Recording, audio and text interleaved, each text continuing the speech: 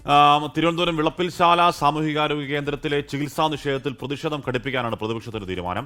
കോൺഗ്രസും ബിജെപിയും സാമൂഹികാരോഗ്യ കേന്ദ്രത്തിലേക്ക് പ്രതിഷേധം സംഘടിപ്പിക്കും. മരിച്ച ബിസ്മീറിന്റെ കുടുംബം മുഖ്യമന്ത്രിക്ക് പരാതി നൽകും. അലക്സ് റാം മുഹമ്മദാണ് വിവരങ്ങളുമായി ചേരുന്നത് തിരുവനന്തപുരത്ത് നിന്ന്. അലക്സ്, നമ്മൾ ആ CCTV ദൃശ്യം ഉൾപ്പെടെ കഴിഞ്ഞ ദിവസം കണ്ടതാണ്. എത്രത്തോളം വേദനാജനകമാണ് അവിടെ ഉണ്ടായ സംഭവമെന്ന്. ഇപ്പോൾ രാഷ്ട്രീയപരമായി ഇത് വലിയൊരു പ്രതിഷേധത്തിലേക്കൊക്കെ കടക്കുന്നുണ്ടെങ്കിൽ പോലും നഷ്ടം സംഭവിച്ചത് ആ കുടുംബത്തിന് തന്നെയാണ്. എപ്പോഴാണ് ഇവർ പരാതി നൽകുക മുഖ്യമന്ത്രിക്ക്?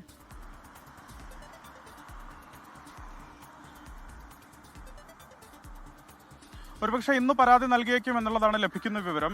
ദാരുണമായ സംഭവമാണ് വിളപ്പിൽശാലയിൽ അരങ്ങേറിയത്. ഇതിൽ ഈ സാമൂഹ്യാരോഗ്യ കേന്ദ്രത്തിൽ പുലർച്ചെ ഏതാണ്ട് 1:30 മണിയോടുകൂടി ബിസ്മിർ, തീരെ അവശനായ ബിസ്മിർ എത്തുന്നു. ശ്വാസതടസ്സം നേരിട്ട് ബിസ്മിർ എത്തുന്നു. ബിസ്മിറിന് കൃത്യമായി ചികിത്സ നൽകുന്നില്ല എന്നുള്ള ദൃശ്യങ്ങളടക്കമാണ് കഴിഞ്ഞ ദിവസങ്ങളിൽ 24 വാർത്ത നൽകിയിരുന്നത്. ഇതിൽ ആശുപത്രിയുടെ ഭാഗത്ത് നിന്ന് ചികിത്സാ നിഷേധം ഉണ്ടായി എന്ന പരാതിയിൽ കുടുംബം ഉറച്ചു നിൽക്കുകയാണ്. ഇതിൽ നേരത്തെ സൂചിപ്പിച്ചതുപോലെ മുഖ്യമന്ത്രി അടക്കമുള്ളവർക്ക് പരാതി നൽകാൻ കുടുംബം തീരുമാനിച്ചിരിക്കുന്നു. ആ പരാതിയിൽ ഉറച്ചു നിൽക്കുന്ന പശ്ചാത്തലത്തിൽ പരാതി നൽകാൻ തന്നെ അവർ തീരുമാനിച്ചിരിക്കുന്നത്. മാത്രമല്ല, ആശുപത്രിക്ക് പ്രത്യേകിച്ച് ഇതുമായി ബന്ധപ്പെട്ട് വീഴ്ച ഉണ്ടായിട്ടില്ല എന്നാണ് ആശുപത്രി അധികൃതരുടെ വിശദീകരണം. എന്താണെങ്കിലും ഇതുമായി ബന്ധപ്പെട്ട് ആരോഗ്യവകുപ്പ് മന്ത്രി റിപ്പോർട്ട് തേടിയിട്ടുണ്ട്. ആരോഗ്യ ഡയറക്ടറോട് റിപ്പോർട്ട് തേടിയിട്ടുണ്ട്. അതിൽ ആ പ്രാഥമിക അന്വേഷണത്തിനൊക്കെ ശേഷമായിരിക്കും മറ്റു നടപടികളിലേക്ക് കടക്കുക. പക്ഷേ നിയമസഭാ തെരഞ്ഞെടുപ്പിന്റെ കൂടി പശ്ചാത്തലത്തിൽ ഈ വിഷയം ഒരു രാഷ്ട്രീയ വിഷയമായി കൂടി ഉയരുന്നു എന്നുള്ളതാണ് ഏറ്റവും ശ്രദ്ധേയമായ കാര്യം. ഇന്ന് വിളപ്പിൽശാല സാമൂഹ്യാരോഗ്യ കേന്ദ്രത്തിൽ BJPയുടെയും അതുപോലെ യൂത്ത് കോൺഗ്രസിന്റെയും മാർച്ച് സംഘടിപ്പിച്ചിട്ടുണ്ട്. മാർച്ച് തീരുമാനിച്ചിട്ടുണ്ട്. അവർ മാർച്ച് ഏതാണ്ട് 10-11 മണിയോടുകൂടി ഈ മാർച്ച് ആശുപത്രിയിലേക്ക് നടത്തും. പോലീസ് ബന്ദോബസ്ത് തീർക്കും. എന്താണെങ്കിലും രാഷ്ട്രീയ വിഷയമായി കൂടി ഈ വിഷയം ഉയരുന്നുണ്ട്. അതേസമയം തന്നെ മറുവശത്ത് ഈ പരാതിയിൽ കുടുംബം ഉറച്ചു നിൽക്കുന്നു.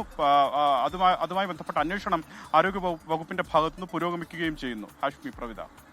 അലക്സ്, ഇതിൽ ആശുപത്രിക്ക് വീഴ്ച ഉണ്ടായിട്ടില്ല എന്ന് സ്വാഭാവികമായും എല്ലാ ചികിത്സാ പിഴവുകളിലും ചികിത്സാ പിഴവ് മരണങ്ങളിലും ആദ്യഘട്ടത്തിലുള്ള പ്രതികരണം അങ്ങനെ തന്നെയാകും. വേണുവിന്റെ മരണത്തിൽ ഇപ്പോൾ അന്വേഷണ റിപ്പോർട്ട് വേണമെങ്കിൽ ആ ജീവൻ രക്ഷിക്കാമായിരുന്നു എന്നുള്ളതാണ്.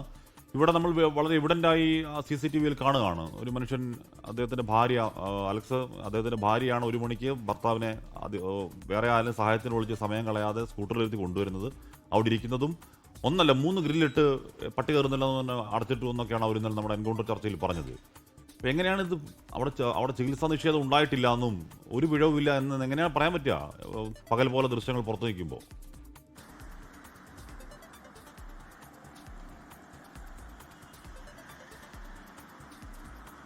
ഹാഷ്മി, ആ ദൃശ്യങ്ങൾ കാണിച്ചു തന്നെ അത് പ്രതിരോധിക്കുകയാണ് ആശുപത്രി അധികൃതർ അടക്കമുള്ളവർ എന്നുള്ളതാണ് ലഭിക്കുന്നവർ. അതായത് ആ ദൃശ്യങ്ങളിൽ വ്യക്തമാകുന്നത് പോലെ അവർ ഇരുന്നു, ആശുപത്രി അധികൃതരെ വിളിക്കുന്നു, അതിനുശേഷം ഗേറ്റ് തുറന്നു കൊടുത്തു, ഡോർ തുറന്നു കൊടുത്തു എന്നാണ് അവർ വിശദീകരിക്കുന്നത്. മാത്രമല്ല കൃത്യമായി ചികിത്സ നൽകിയെന്ന് അവർ വിശദീകരിക്കുന്നുണ്ട്.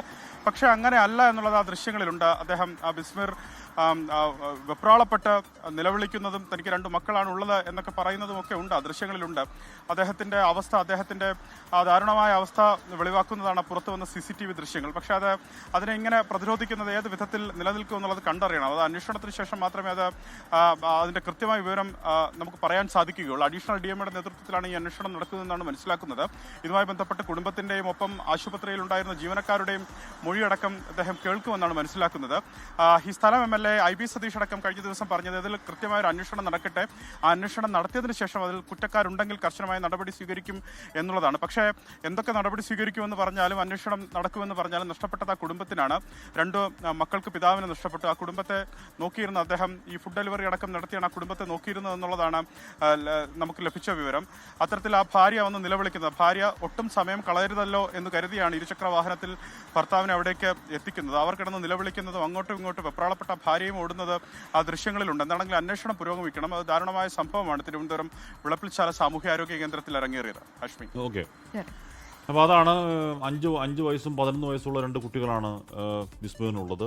അദ്ദേഹം ഈ ഹോട്ടലിൽ പണിയെടുത്തിട്ടുണ്ട്, ജ്വല്ലറിയിൽ പണിയെടുത്തിട്ടുണ്ട്, എന്ന് പറഞ്ഞാൽ എടുത്തുകൊടുപ്പൊക്കെ പണിയെടുത്തിട്ടുണ്ട്. ഏറ്റവും കൂടുതൽ ഫുഡ് ഡെലിവറി ആയിരുന്നു. രാവുന്തിയോളം കഷ്ടപ്പെട്ട് അധ്വാനിച്ച് വളരെ അന്തസ്സായി ജീവിക്കുന്ന മനുഷ്യന്മാരാണ്. അപ്പോൾ അവിടെ ഒരു ചികിത്സയ്ക്ക് എത്തിയതാണ്. ചികിത്സാ നിഷേധത്തിൻ്റെ ഒക്കെ ദൃശ്യങ്ങൾ അങ്ങനെ കിടക്കുമ്പോൾ ഉണ്ടായ നഷ്ടം അവർക്ക് മാത്രം അവിടെ പറയുകയാണ്. ആംബുലൻസിൽ കയറ്റിവിട്ടു, അതിനകത്ത് ഒരു ഓക്സിജൻ സിലിണ്ടർ പോലും ഇല്ല. ശ്വാസം മുട്ടി വരുന്ന മനുഷ്യനെ കയറ്റിവിടുമ്പോഴത്തേക്കും ഒരു ഓക്സിജൻ പോലും അങ്ങോട്ടേക്ക് എത്തിയപ്പോൾ ആൾ മരിച്ചുപോയി. മാത്രമല്ല ഭാര്യയ്ക്ക് മുന്നിൽ പിടഞ്ഞു മരിക്കുകയാണ്. സങ്കടമില്ല, അതൊക്കെ വലിയ വേദന. അവർക്കത് മറക്കാൻ പറ്റുമോ? ലോകത്തെവിടെയായാലും ഏത് സമയത്തും 24 വാർത്തകളും ഓഗ്മെന്റഡ് റിയാലിറ്റി പാക്കേജുകളും എക്സ്പ്ലെയിനറുകളും വിശദമായി കാണാൻ ഞങ്ങളുടെ YouTube ചാനൽ നിങ്ങൾക്ക് സബ്സ്ക്രൈബ് ചെയ്യാം.